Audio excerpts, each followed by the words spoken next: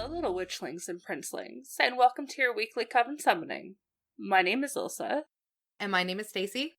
And we're Caffeine and Conjuring, a fantasy bookish podcast where we will discuss some of our favorite fantasy reads. Before we get into the episode, as always, make sure that you've read up to and including Chapter 29 of Kingdom of Ash, so nothing gets spoiled for you. I 100% almost said Empire Storms. Did you? Yeah. It definitely has the same feeling as Empire Storms. Just a little more intense.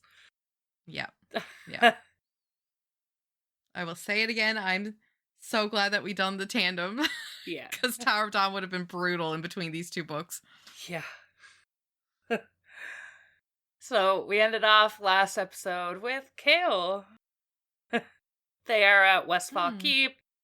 Sartak and Nestrin met up with them, and it's revealed that part, at least, of Maas' army is about 4 days away, so they're getting to the thick of it on their end. Yep. And, there's nothing much that his father can contribute to anything. No. Useless. Yeah, I don't think there's a whole lot of them today, if any, is there? I don't think so. What a shame. What a shame. Hopping right into chapter 20. And we're with Aelin. Oh god, it's gonna hurt reading these chapters. Yeah. Aelin remembers a quiet, beautiful night in Dornell, seated in a moonlit forest glen with Maeve, listening to what feels like a gentle fairy tale. Maeve tells her the story of a powerful queen born in a bleak, dying world, one who did not inherit power, but embodied it. This queen married a conquering king not for love, but for access to knowledge, and through forbidden lore learned of other worlds filled with sun, color, and life. When her husband and his brothers left for war, the queen opened a door between worlds and fled, remaking herself in a brighter realm and ruling again in peace. The kings eventually followed, tearing through worlds to find her. 2 were banished, the 3rd was trapped, broken, and left to fester. To protect her new world, the queen sought the 3 keys that could open gates between realms forever. Keys of absolute power. Maeve insists the queen never wanted destruction, only peace and protection. Sure. As she questions Aelin about where such keys might be hidden, cracks form in the illusion. Aelin feels silenced, restrained by something invisible. Memories bleed through, chains, scars, another world, Rowan marked by grief. When Aelin finally understands, she refuses the vision outright. Maeve reveals the truth by snapping Rowan's neck in front of her. The illusion shatters. Aelin awakens screaming on an altar, her body shattered, arms broken beyond recognition, Maeve smiling down at her. The dream was a test. Another attempt to coax submission. Maeve explains that Aelin's magic is building pressure inside her, worsened by the iron confinement. Without release, it will become unbearable. Maeve offers salvation, cooperation, Rowan at her side, and a shared goal of improving the world. But Aelin knows it's a lie. Maeve plans to retrieve a Wordstone collar and use it to enslave her completely, body, power, and will. Fenris watches helplessly as Maeve leaves, promising Karen will entertain Aelin in her absence. Drugged and restrained, Aelin endures the growing magical pressure, knowing it may consume her before Maeve returns, but that might be preferable to collared submission. Fenris silently reassures her again and again. She clings to her mother's words, "You do not yield." Then Karen comes.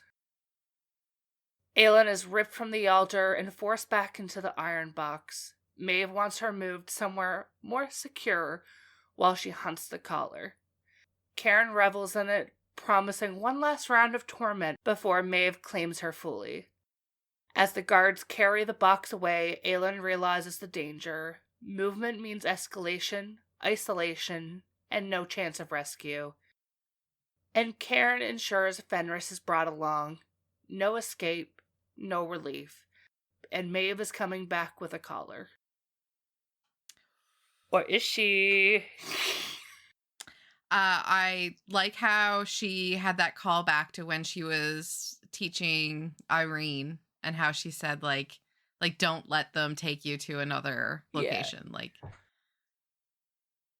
yeah, I thought that was really cool. What was going through your mind when you read this chapter and, like, hearing about, like, the collars? What do you mean? Well, we find out the story about the collars.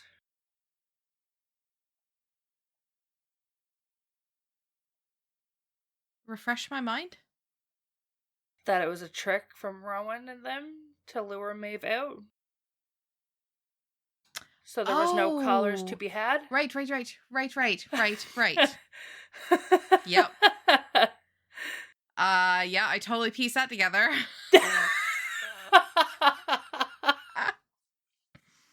I'm just like, I'm so engrossed in all the stories separately. Like, they're not interconnected yet. Oh, God. Speaking of, chapter 21. Rowan, Lorcan, Gavriel, and Alede approach Dornell on foot, selling their horses and taking hidden paths to avoid Maeve's watchers. Also, I'm still, like, low-key, like, confused why Alede is still... like, bless her. She's a great character. But what is she doing? Like, what does she contribute? I know she contributes a lot right now. I get that. But going into the planning, what did they think she was going to contribute? Yeah, like, I'm just... Because she's... I don't know. I'm pretty sure it was just Lorcan wanted her there, so he made it happen. Yeah, that makes sense. Anyways... Rowan knows every road into the city and has carefully planned a trap to lure Maeve out, spreading rumors that a Valg prince has been captured along with the Wordstone Callers. The hope is that Maeve's arrogance and her obsession with controlling the Valg will draw her out personally. Which it did. We just learned, and I just pieced together. For fuck's sakes.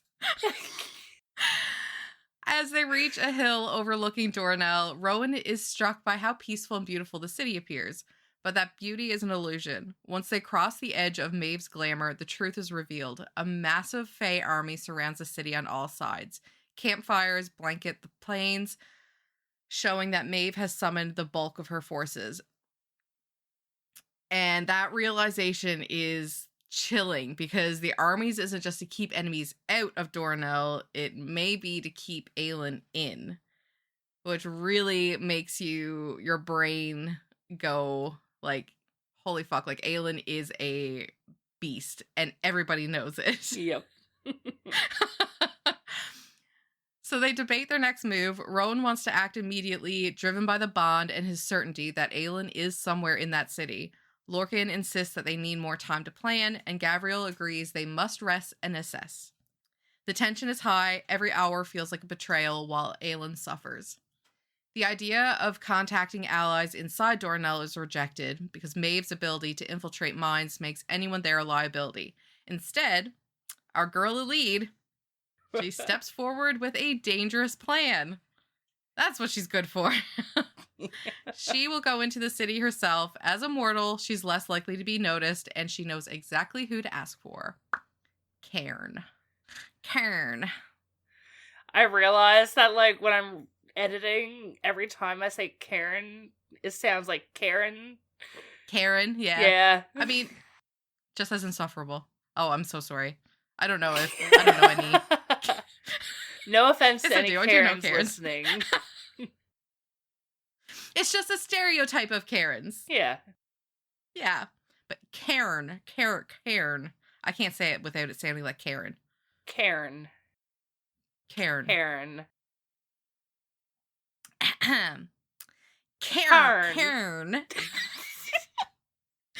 Oh, I don't like this.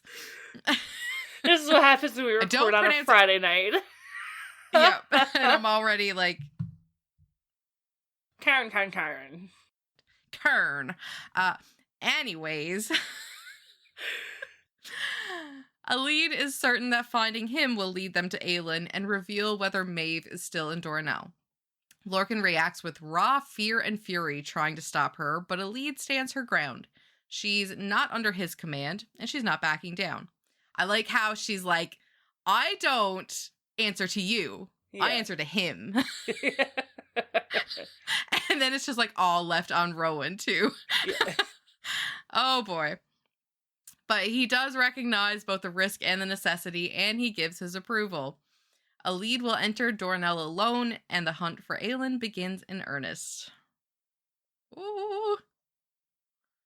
Into chapter 22, we're back on the other side, and Lysandra is scouting the south in falcon form, flying over the snow-covered plains beyond Terrasen's foothills. What should be empty land instead reveals Morath's true strength. She struggles to count the enemy ranks, 5 legions led by 5 Valk princes, accompanied by Ilkin in the skies. The final number is staggering, 50,000 troops marching north.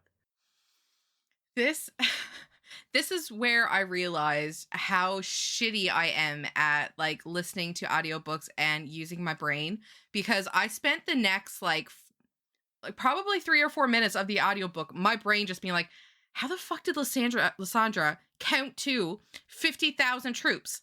And I was like, well, maybe she just like estimated like this is 1,000, so this would be 10,000. And I was like, how do you estimate 1,000 people from the sky?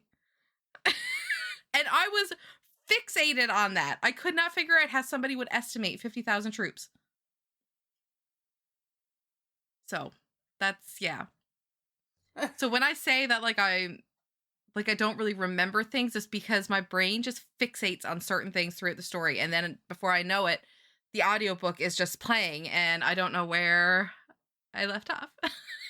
Yeah, I think with that, like, general ranks in war times, they have a certain amount of people in, like, a flank, like, line up on the field. See, you're so much smarter than me.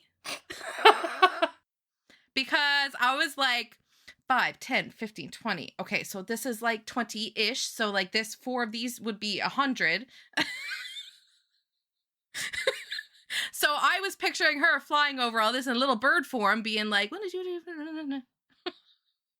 How is that worded? Anyways. There? Yeah, 5 Valk princes and then 50,000. So each prince would probably have 10,000. So they were probably... Yeah. And I got that from Lord of the Rings. Lord of the Rings, way they were yeah. all... Yeah. Yeah, that makes perfect sense.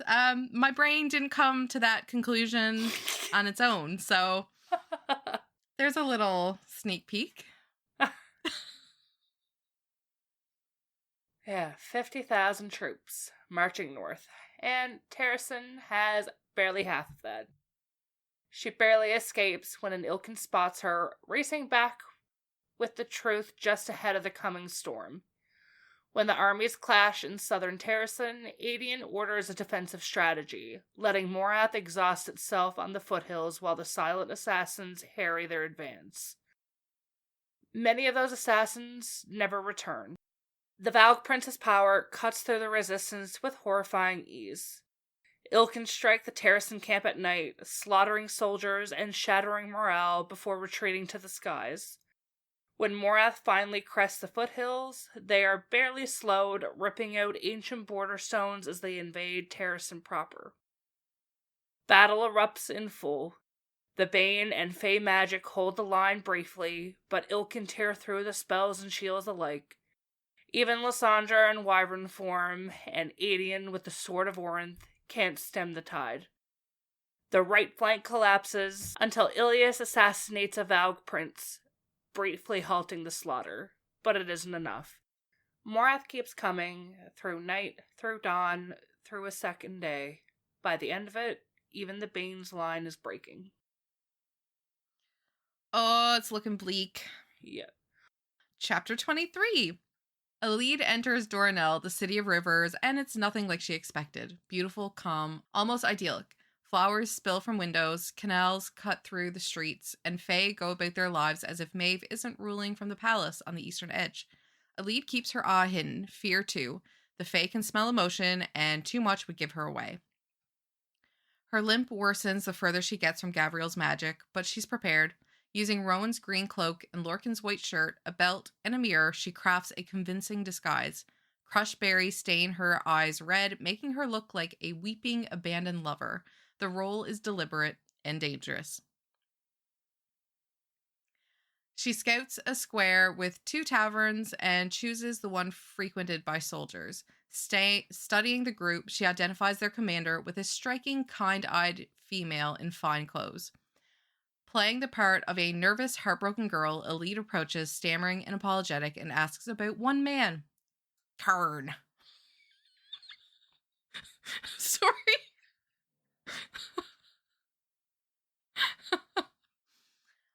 Cairn.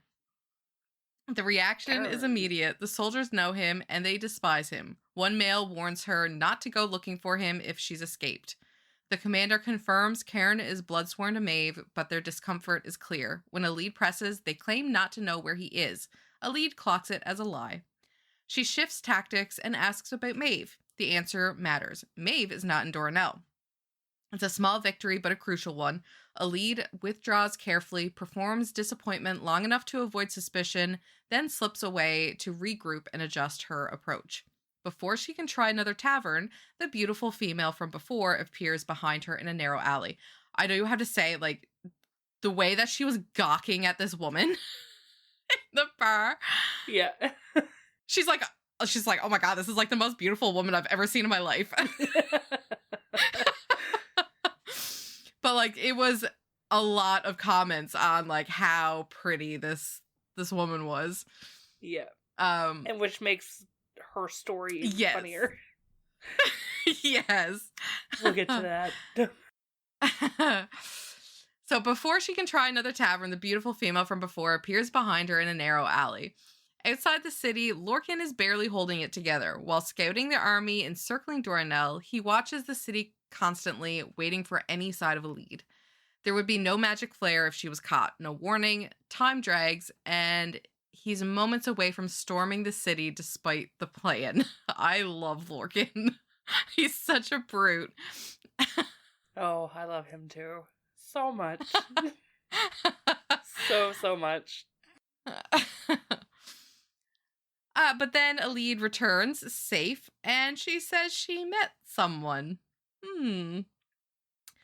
Elide explains the alley encounter. The female revealed herself as Isar, proving her power with a flicker of golden flame. Isar confirms Cairn is a monster and tells Elide he left the city yesterday and is now in the eastern camp.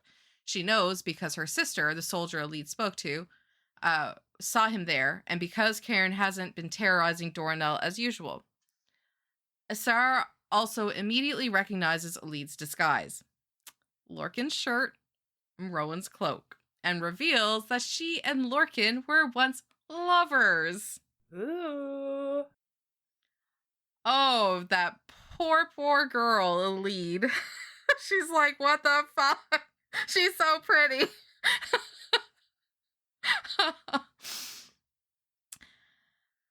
So despite the tension, Isar offers help. When Elide asks the questions she's been dreading, Isar goes pale. Maeve has Aelin. Isar doesn't know where Maeve went or when she'll return, only that she left quietly and took no one with her. Isar brings her sister, and together they share vital intelligence. The Eastern Camp's watch is weakest just before dawn, and they can create a distraction. It's the group's only real opening. Elide relays everything to Rowan, Lorcan, and Gabrielle, and they acknowledge the risk. Aelin may not even be in Cairn's tent, but decide they can't wait. Lorcan confirms Isar can be trusted. Rowan maps out the plan. Rowan will infiltrate the eastern camp, while Gavriel and Lorcan wait to cause chaos on his signal. A lead will stay back in the forest, ready to flee if it goes wrong. The chapter ends with Rowan alone above the camp, the mating bond dark and silent, praying to Mala and refusing to believe that after crossing the world for Aelin, this is where their path ends.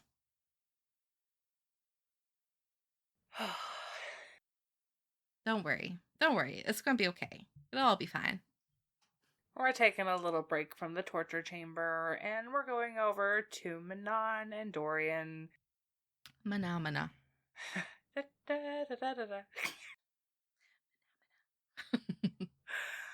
The Krakens and the Blackbeaks exist in the same camp, but barely acknowledge one another. The tension is thick, old hatred simmering just under the surface. Manon learns this camp is ancient, once a place of gathering after the First War, and now a site where young Kraken witches complete a coming-of-age rite by surviving alone in the wilds. It's a sharp contrast to the Blackbeak initiation, and the comparison sits uneasily with her. The Krakens are preparing to leave for Ilwe, and Manon decides she and the 13 will go with them. South is where the Krakens are headed, and south is where Manon believes she needs to be, even as time presses dangerously in the north. Glennis gives her a Kraken broom, once belonging to a witch named Terrasen, and Manon begins returning brooms to their owners, not just out of courtesy, but as a deliberate attempt to learn the Krakens one witch at a time. Most of the Krakens sneer or dismiss her, but Carson is different. Curious rather than cruel, she lingers near the wyverns, and Manon explains what they are. Creatures of Erewhon, but not mindless monsters. Carson notices something Manon and Astrid hadn't fully considered. Abraxos and Narine are mated, not bred. Chosen. The idea unsettles Manon more than she expects. It's the first real crack in the wall between Blackbeak and Kraken. I love that part so much when Manon looks over at Abraxas while they're having this conversation, is that say, like, are they actually? And Abraxas kind of looks at her like, duh. Yeah, like lifts his head off of Noreen and just looks at her, and then just like puts his head back on her. Meanwhile, Dorian continues failing at shifting, growing increasingly frustrated. He practices openly now, watched by the Krakens, but nothing changes, until a quiet, volatile conversation with Manon. What begins as irritation turns personal. Dorian pushes back against the image Manon clings to, telling her that caring doesn't make her weak. He admits bluntly that he cares about her. Manon storms out, furious and shaken. The words linger. That night, she returns to Dorian's tent without explanation. They sleep side by side, no words exchanged. At dawn, there were words exchanged. I think I probably shouldn't have put that in there. Because he says along the lines of, like, what, 3 to a tent is too many? And I love that.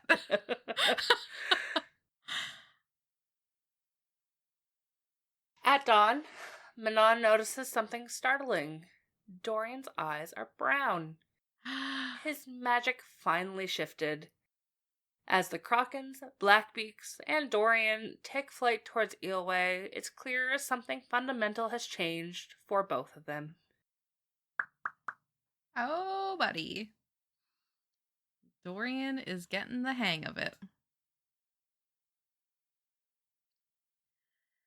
Oh, chapter 25.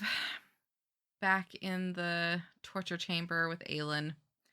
She awakes in the dark iron box again, the silence broken only by the relentless pressure of her magic screaming beneath her skin.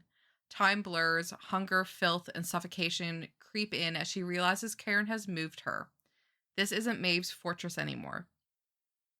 When she briefly surfaces, she sees canvas, braziers, rugs, a tent, an army camp full of fae. Maeve has relocated her for safety, guarding her until the Wordstone Caller arrives. When Aelin wakes fully, she knows what's coming. Karen has prepared the tent like a stage for his final act. Oh, you have no idea, my boy. She's chained to a metal table, Fenris nearby and grief-stricken, while Karen lays out his tools like prized treasures. Above them, a small cut in the canvas reveals the night sky and stars. Only a few fading as dawn approaches, but they undo her, a gift, possibly the last she'll ever receive. Karen reveals his plan, to heat the table with braziers placed beneath her body to burn her alive without her fire. Not for information, not for Maeve, just for pure pleasure. To make her fear flame itself. As he prepares to light the fires, Aelin begins to unravel, not just from pain, but from the knowledge that if she survives this, Maeve will collar her. And that fate is worse than death. For the first time, the word please forms in her mind. It's so hard hearing her, finally break. But instead of saying please, she says wait. And she locks eyes with Karen, steadying herself. She has one move left, one chance to end this on her terms, before the collar can ever touch her throat. Then we switch back to Rowan, and as Dawn creeps closer, he's moving, ignoring the plan's timing, ignoring the risks. Rowan launches his assault early, guided by instinct or something older, like the gods. He annihilates the guards at the southern entrance, ripping the air from their lungs before they can sound the alarm. He doesn't hesitate. He doesn't slow. He runs straight into the heart of the camp, blades drawn, power unleashed, heading for Karen's tent. Oh my god, this whole, right from here on, I was just my heart was just pumping. My adrenaline was just, through the roof. On the opposite side of the camp, Lorcan and Gabriel feel it, death stirring too soon. There's no signal yet, no flare, something has gone wrong. And as dawn finally approaches, all paths are set in motion toward fire, blood, and whatever end waits inside that tent. To whatever end. Right into chapter 26. Aelin plays... No slowing down. Nope. Aelin plays her last card, chained to the metal table, staring down Karen and the fire he's about to unleash. She doesn't beg, she provokes. She tears into him with cold, cutting precision, stripping him down to what he is. A coward who only feels powerful when his victims are bound. She reminds him that without her, without Maeve's interest, he's nothing. Less than nothing. And it works. He snaps. He abandons the fire for his fists, beating her, smashing her face into a metal table, dragging her towards the brazier to burn her alive anyway. Aelin waits for her moment, lets him get close, lets him lose balance, and strikes back. She knocks him down and runs, chains clanking, freedom inches away. He catches her. He hurls her into a chest of drawers with bone-cracking force. Something in her side breaks. She collapses, barely able to rise, while Karen lifts a red-hot poker to finish it. Fenris breaks. We get his POV here, and it's... Sorry, I'm, really into it. No, that's okay. I am too. So, like I said, we're in Fenris' POV, and he's done. He breaks... He has watched her suffer for months, watched her scream, watched her endure, but the sound she makes when she hits the floor, small, shattered, hopeless, destroys what's left of him. Aelin looks at him and blinks the silent words, I am here, I am with you. Not goodbye, but a final warning. The breaking is coming, Maeve is coming, the collar is coming. Fenris refuses. The blood oath orders him to stand down. He defies it. Pain tears through his body as he forces himself upright, shredding the invisible chains that bind his soul. Karen commands him to lie down. Fenris stands. Blood pours from his nose, his body shakes, but he stands. He looks at Aelin. Run. Karen sees it too, and raises the poker to strike her spine. Fenris launches himself forward, and in that leap, he snaps the blood oath completely, choosing death, damnation, anything over letting Aelin be broken beyond repair. Oh my god! Ah. I was like, I'm pretty sure I just held my breath like the whole time that you were reading that last. Oh, wow. Oh, God. And we know at this point that this is not good for him, breaking the blood oath. Like, this is death. Yeah. He even, like, recognizes that his reaction to Aelin being tortured like this is harder on him than watching his twin get killed. Yeah. Like, that speaks volumes. Okay. Keep going, because there's no stopping. Chapter 27. Don't stop me now. My, like, pulse is, like, skyrocketed. I can, like, feel it pumping like crazy. Okay. Fenris and Cairn collide in a savage blur of claws, fists, and teeth, tearing across the tent as the blood oath kills Fenris by inches. Cairn knows it. He only has to survive long enough for Fenris's body to give out. While they fight, Aelin acts. She spots the fallen poker and drags the glowing hot tip beneath the chain, binding her ankles. Slowly, painfully, she forces the metal links to heat as Fenris and Cairn circle each other, blood dripping, dawn creeping into the sky.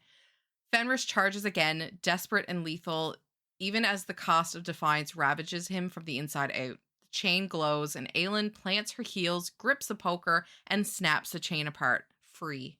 She scrambles up, but stops. Fenris meets her gaze, pinned beneath Cairn's weight, blood pouring from his mouth. Run. Oh! Cairn sees the broken chain and turns toward her, but Fenris lunges, clamping his jaw onto Cairn's shoulder, dragging him back. Even as Cairn slams Fenris's spine into the table, hard enough to crack bone, Fenris doesn't let go. He just keeps telling her, run. Ugh. Aelin doesn't hesitate. She bolts through the tent flaps and straight into the gray light of morning.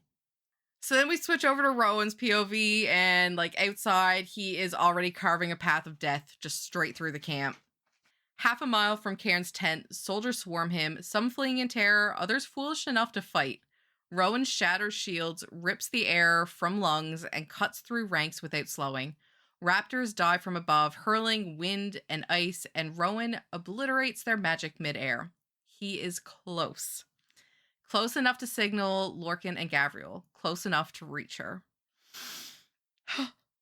And in chapter 28, we're back to Aelin, and she runs. She's barefoot, chained, masked, barely able to breathe, but she doesn't hesitate.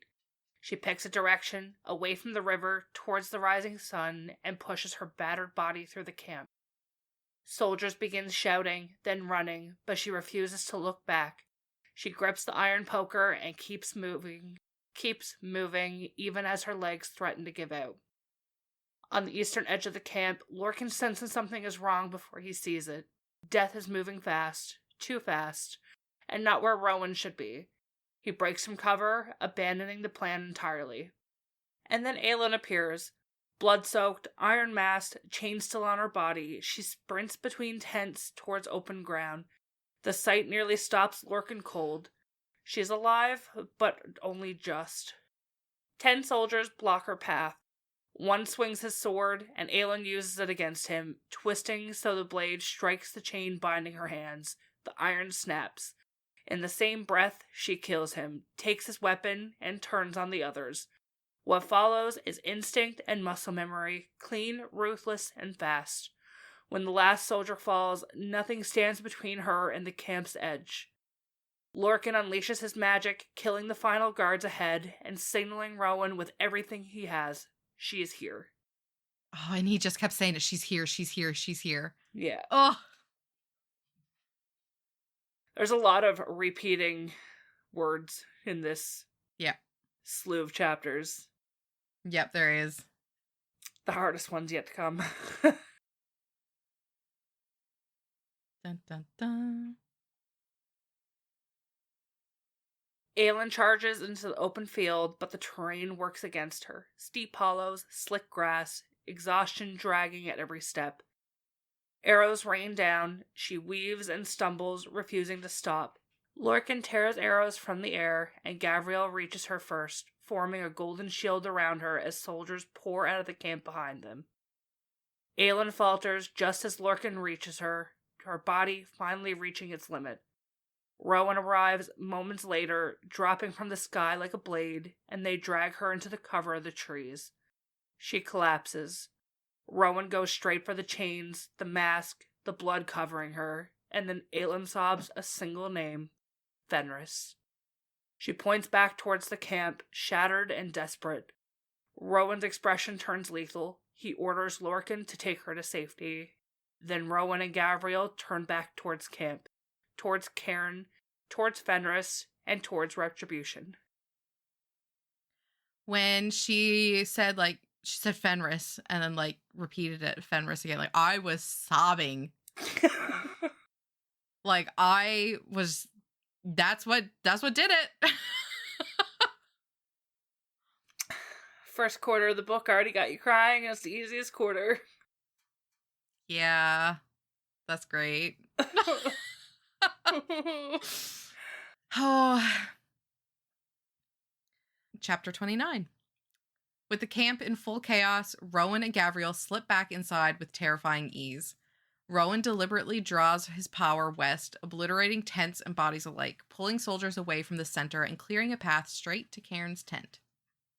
The moment Lorcan's signal flared earlier, Rowan knew Aelin had been found, and when he'd seen her moments later, bloodied, chained, masked, sobbing in his arms, something inside him had gone utterly cold. There's no mercy left in him now.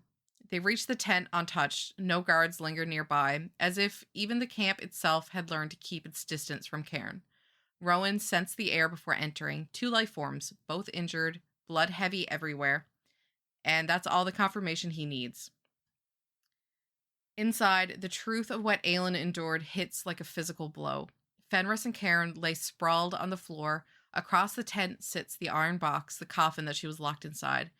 Crudely reinforced, too small, too narrow, still soaked in her terror.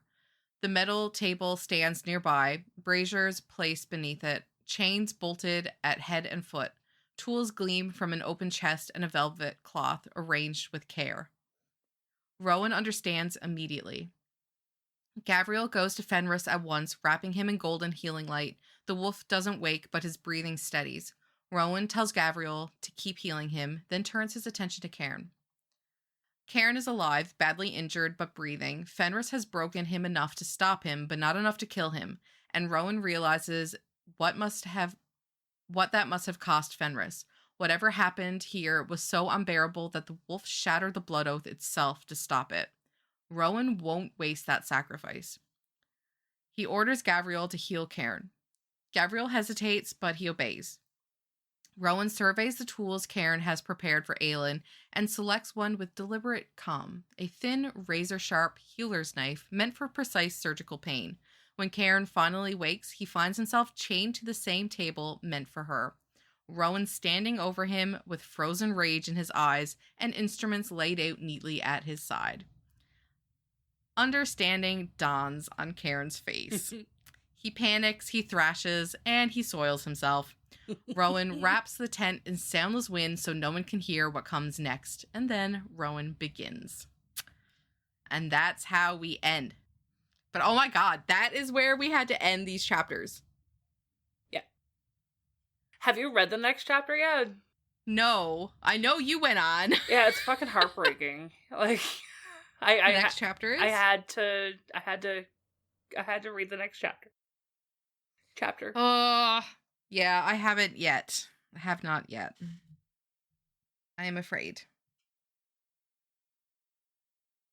But I always like going into these episodes, not reading ahead, so I don't know what happens. Yeah. Oh. Shit is hitting the fan. Yep. On all fronts. Every POV we get is just oh, death is here. Irene and Kale are still Buckle just in up. their honeymoon phase on the boat, even though death is 4 days away. So there's that. Yep. I think right now the simmering POV would be Manon and Dorian. Yeah. Like what they're at. Like they're just handing out brooms. And Dorian is making his eyes change color. Yeah.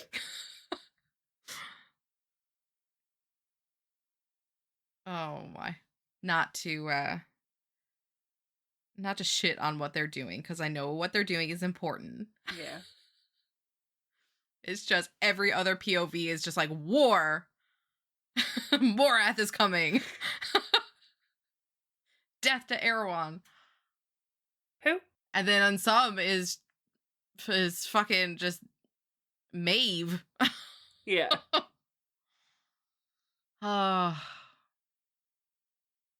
Yeah, so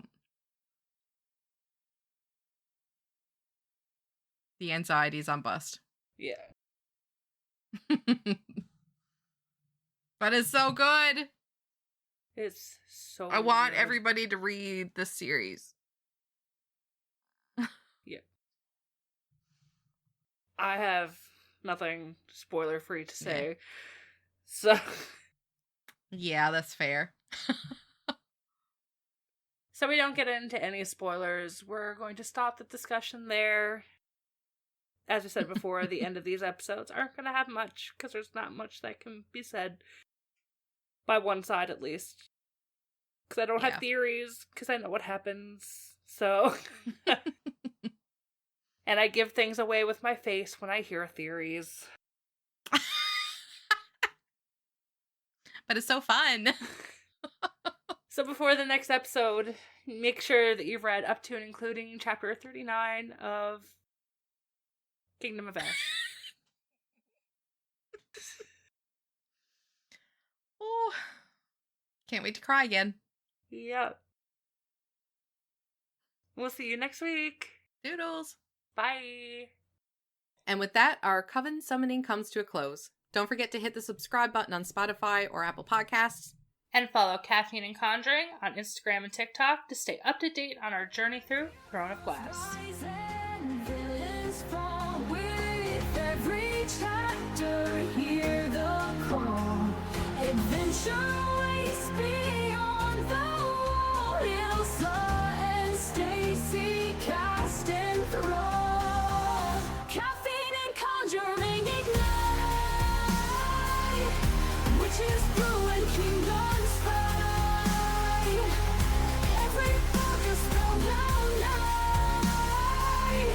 Join the magic, take the flight.